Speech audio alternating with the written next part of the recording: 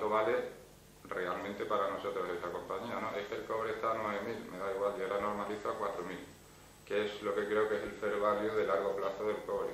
Y si me salen las cuentas a 4.000, pues ya saldrán a 9.000. Pero si no me salen a 4.000, aunque me salgan a 9.000, no estoy. Eso en el oil and gas es muy importante. ¿Cuál es el precio del petróleo de largo plazo? Pues en eso nosotros somos ultraconservadores. Hemos visto el petróleo, nosotros tenemos todo el petróleo normalizado por debajo de 100. 95, por ahí. Todo. Pero bueno, es que Jorge tiene información privilegiada, porque Jorge conoce el plan estratégico de Repsol de los próximos 5 años.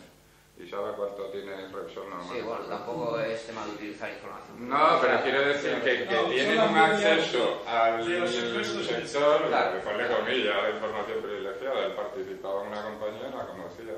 Y conoce lo que piensa Repsol y conocemos lo que piensa Tesoro o Valero en Estados Unidos de lo que es para ellos el precio razonable del refino. Se hundió en la crisis porque no eran capaces de trasladar los márgenes, pero a compañías como Repsol, el refino aquí los analistas se lo tenían valorado, no voy a decir a cero, pero casi regalado, y te vas a montar una refinería y te vale 2.500 millones de euros. Sí, pero por ejemplo, precisamente la materia prima como un petróleo que está muy manipulada y muy, bueno, es una oligarquía de la OPEP, ¿sabes?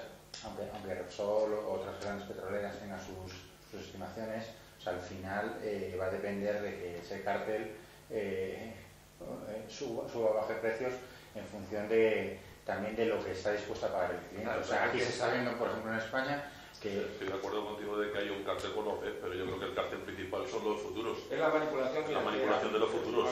Algunas veces sí, los árabes se frotan las manos hasta que les salen quemaduras. Sí, ¿no? sí, la que invierten a largo. El tema al final del petróleo que tienes que fijarte es que haya un rango sostenible, porque por mucho que la OPEP reduzca la producción, si un petróleo va a 140, todos los yacimientos marginales, como son todo el tema de las oil sands en Canadá, que la OPEP no tiene nada que ver, van a empezar a incrementar producción a niveles brutales y el precio va a volver a 100. Es decir, es cierto lo que tú dices, que a corto plazo entre los futuros y la OPEP hay una manipulación impresionante, pero a largo plazo el nivel de sostenibilidad de precios se tiene que mantener ahí, porque hay muchas cosas que no dependen de uno, de dos.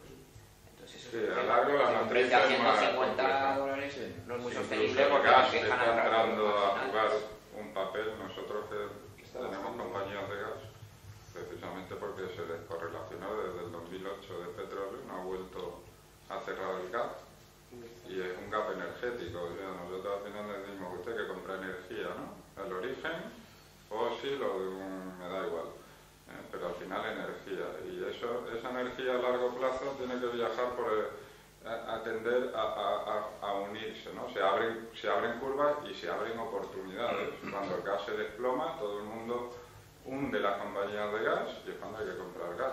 Igual que has preguntado cuánto subimos en el 9, ¿no? En el 2009 un 69.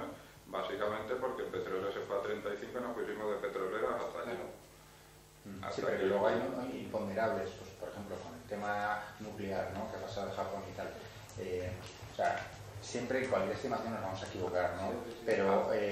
Pero hay una serie de razones por las que tú puedes ver que, o sea, por ejemplo, yo a lo mejor discrepo, vosotros tenéis más información. O sea, yo sí que en los análisis que manejamos en nuestra casa y de otras, sí que se ve un petróleo por encima de los $100 a largo plazo, ¿no? Estoy con vosotros que llega un momento que si es tan alto el petróleo, lo que puede hacer es fomentar otro tipo de energías alternativas que antes eran más caras y son más baratas, o gas, o otro tipo de energía, ¿no? Pero, o sea, en el fondo de la cuestión es que ahora mismo, si no se apuesta por otra energía que sea, en este caso, bueno, pues como puede ser la nuclear, o sea, de las más baratas, entre comillas, ¿sabes? El petróleo a largo plazo va a seguir subiendo. Entonces son... Vosotros en las bandas que comentabas ahí a largo plazo, donde dice petróleo. Hombre, es que nuestro largo plazo no va más allá de 4 años. No es que estemos hablando de un largo plazo de... Yo creo que hablar a 25 años y cosas que lees por ahí... Largo plazo son 3 años más. 100 y 130. Sí, no vamos mucho más allá. Todo el shale gas que está apareciendo, todas las alternativas que están apareciendo al petróleo le ponen un techo. Es verdad que la demanda energética sube pues básicamente por eso, pero también ha subido el petróleo y también depende, el petróleo siempre va ligado a dólar, entonces también la ecuación no es que hace el petróleo en términos de dólar, sino que hace el dólar contra los demás también, porque el petróleo sube y baja en función también de lo que está haciendo el dólar, es un poco engañoso a veces la subida, el petróleo es máximo y el dólar es mínimos, pues oiga, multiplica usted y ya le saldrá otro número en euros, que es donde usted está. Sí, pero vas a la gasolina y te lo suben como si te hubiera genseado la gasolina. Bueno, una lanza porque Repsol se cortó las venas en el 2008 y empezó a vender sin márgenes. O sea, que somos muy negativos con las compañías, pero las compañías también lo pasan mal, y pierden dinero. Por fin ahora ha empezado a recuperar márgenes de refino, pero están con márgenes negativos, que es una cosa histórica, vamos, que no se ha visto prácticamente nunca. En este tema.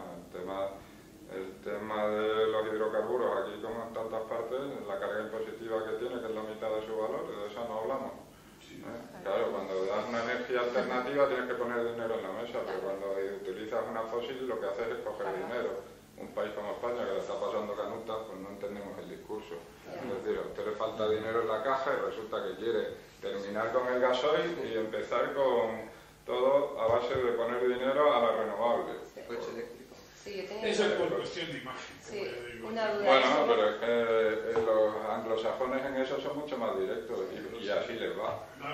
Ellos lo ponen el problema encima de la mesa. Sobran 800.000 funcionarios en Inglaterra. ¿Qué pasa? ¿Sabes? Aquí no, es que está la comunidad autónoma, la otra. Por eso nuestra filosofía, siendo como somos españoles hasta la médula, nos gusta mucho más la transparencia que tienen otros haciendo las cosas.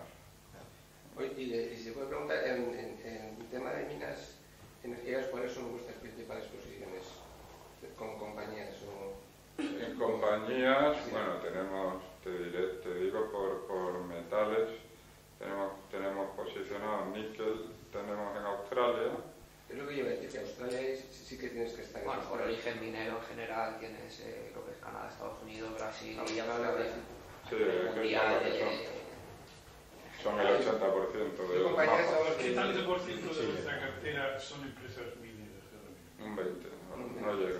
¿Y de alimentación y manufactura? De alimentación andamos parecido. Creo que es un 20. Sí, lo tengo aquí. Te voy a decir lo que tenemos. El quesito nuestro es energía un 33, minería un 17, alimentación un 17, industrial un 28 y retail un 7. Eso es como estamos nosotros. Siendo, digamos, especializados en energía, minería y alimentación, si vemos una oportunidad clarísima y muy evidente en otro sector, la tomamos. En el industrial. También retail conoces, domináis también. Sí, efectivamente, el retail tiene un punto más oscuro que es ponerle el nombre a la marca cuando valoras una compañía. Pero bueno, el like for like y todas esas cosas son bastante transparentes, bastante fáciles, digamos, datos muy concretos para poder analizar compañías. Si hay alguna, ahí tenemos incluso alguna en común con algún otro gestor value. Cosa que yo siempre defiendo, que los values nos tenemos que cruzar en el camino en algún sitio. Hombre, yo creo que no sí que intercambiar. Y más siendo amigos. Por supuesto, yo con Bestinver todo el mundo, pero su punto de vista y su posicionamiento es muy diferente al nuestro. Entre otras cosas, yo le digo a Álvaro, mira esta mina, y me dice Álvaro, oye, que nosotros en mina no tenemos ni idea, ni la van a tener. Ni la van a tener porque no tienen los expertos. Y le digo, oye, tú no has cruzado el charco. Bueno, algo tienen ahí, pero bueno. Y le digo, es que nosotros, en Oil and Gas, el universo en Estados Unidos son 3.000 compañías y en Europa 50. Entonces, yo tengo que cruzar el charco, porque es que donde está el lío es allí. Y aquí Europa tienes que irte a Noruega y a Reino Unido, que es donde está la parte del Mar del Norte.